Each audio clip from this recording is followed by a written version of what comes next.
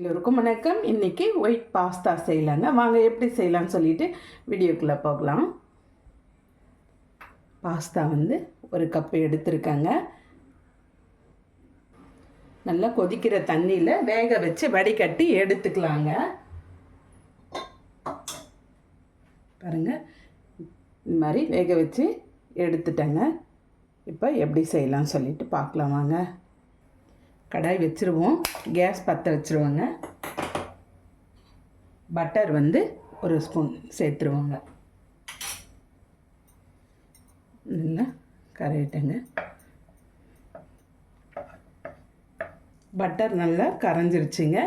இப்போது ஒரு சின்ன கப்பில் மைதா போட்டு அது கூடவே மிக்ஸ் பண்ணிப்போங்க. கெட்டி இல்லாமல் அப்படியே உருண்டை இல்லாமல் அப்படியே பண்ணிக்கிட்டே இருங்க. இது கூடவே ஒரு கப்பு பால் எடுத்திருக்கேன். காய்ச்சின்னு ஆற வச்ச பால் இப்போ அது கூடவே சேர்த்துருவோங்க.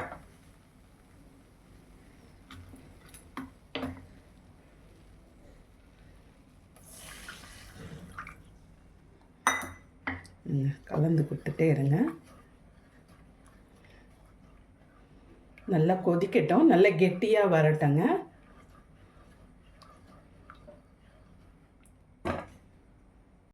இது மாதிரி கெட்டி இல்லாமல் கலந்துக்கங்க. இப்போ வேக வச்ச பாஸ்தாவை சேர்த்துருவோங்க. 1 ஸ்பூன் ஆரிகானோ சேர்த்துருங்க. ரெட் சில்லி ஃப்ளேக் 1 ஸ்பூன் சேர்த்துக்கோங்க. நல்லா கலந்து விடுங்க. அப்புறமா பாஸ்தாவை சேர்க்கலாங்க. இப்போ வேக வச்ச பாஸ்தாவை சேர்த்துருவோங்க. பாஸ்தா வேகும் போதே ஒரு சிட்டிகை சால்ட்டு சேர்த்து நம்ம வேக வச்சிடணுங்க. பேசில் லீஃப் ஒன்று கட் பண்ணி பாருங்கள், இது மாதிரி போட்டுருங்க. நல்ல ஸ்மெல் நல்லா இருக்குங்க.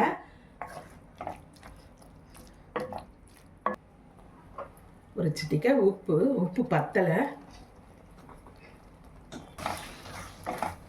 அவ்வளோதான், ரெடி ஆயிடுச்சு. சிம்பிளாக இந்த மாதிரி குழந்தைங்களுக்கு செஞ்சு கொடுங்க.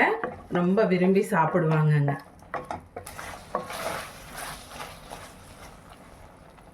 கேஸ் ஆஃப் பண்ணிடலாங்க.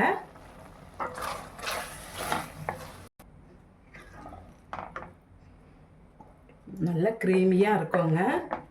குழந்தைங்களுக்கு பிடிக்கும். உங்களுக்கு இந்த வீடியோ பிடிச்சிருந்தா லைக் பண்ணுங்கள், ஷேர் பண்ணுங்கள், கமெண்ட் பண்ணுங்கள். மறக்காமல் சப்ஸ்கிரைப் பண்ணுங்கள். Thank you.